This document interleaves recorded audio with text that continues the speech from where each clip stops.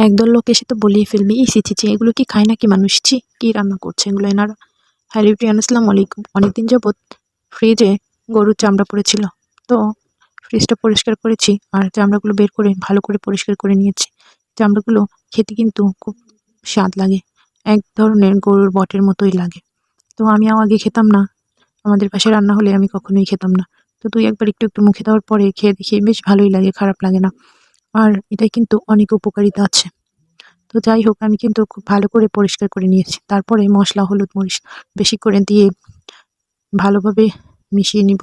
আমি কিন্তু হাতে মেখে নিচ্ছি। খুব সুন্দর করে হাতে মেখে নিব।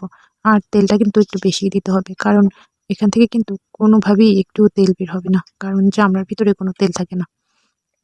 তো যাই হোক, আমি কিন্তু সুন্দর করে মেখে বসিয়ে দিয়েছি। তো রান্না করতে কিন্তু অনেক সময় লাগবে। না হলেও ৩ থেকে ৪ ঘন্টা লেগে যাবে। আমি যেহেতু প্রেশার কুকারে দেইনি, তো অনেক বেশি টাইমই লাগবে।